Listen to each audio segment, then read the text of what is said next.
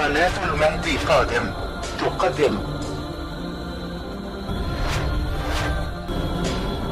أوصاف المهدي العامة، شكله وملبسه.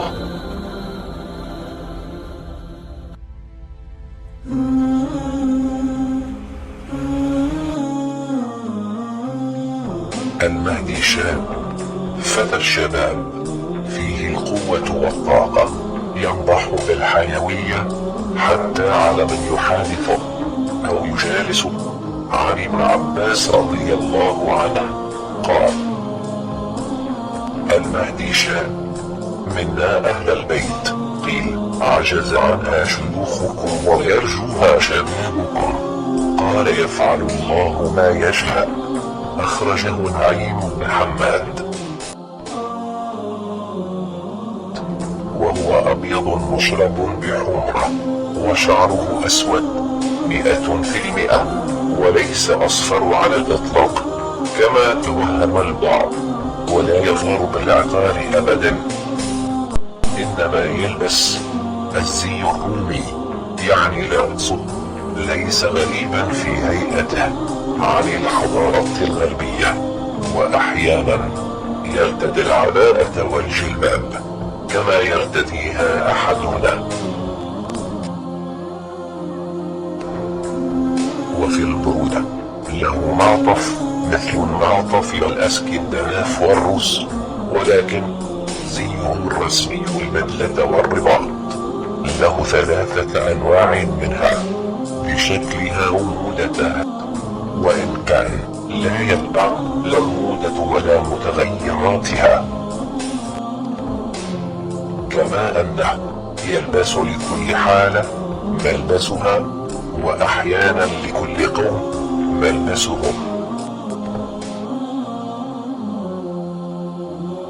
ومن صفاته أنه مربوع القامة، أقرب إلى طول، حسن الوجه، كث اللحية، على خده الأيمن خال، أزج الحاجبين مشرفهما، غائر العينين واسعهما. بظهره شامتان، شامة على لون جلده، وشامة على شبه شامة النبي محمد صلى الله عليه وصحبه وسلم.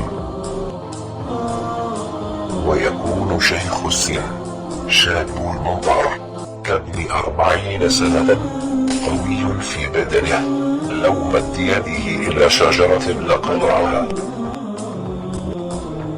أشفق على الناس من آبائهم وأمهاتهم، شديد على العمال، يعني بها إنه يراقب ولاته ويتابعهم بحزم تام.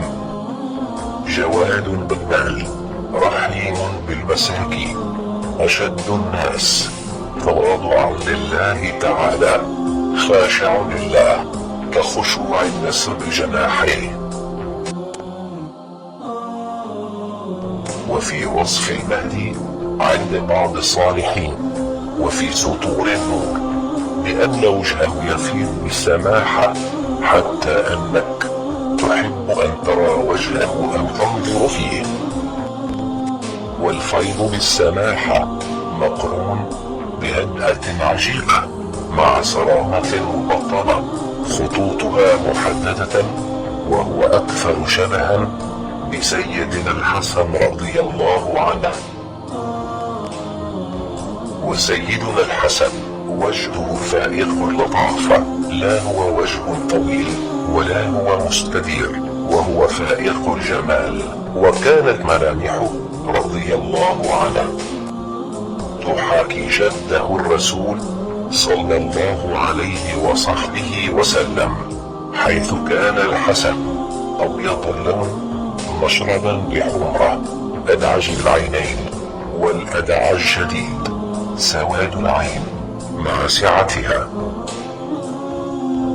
ذا وفرة، والوفرة الشعر السائل على الأذنين، عظيم الكراديس، وهو جمع مفرده الكردوسة، وهي كل عضوين التقيا في مفصل،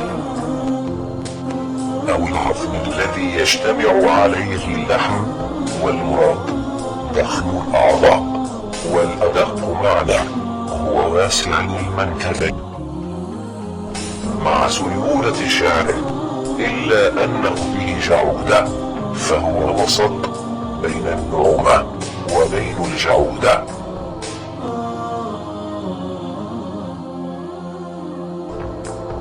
واللطيف أنه رضي الله عنه كان يكنى بأبي محمد، وكانت كنيته تلك بعد ولادته بقليل رضي الله عنه.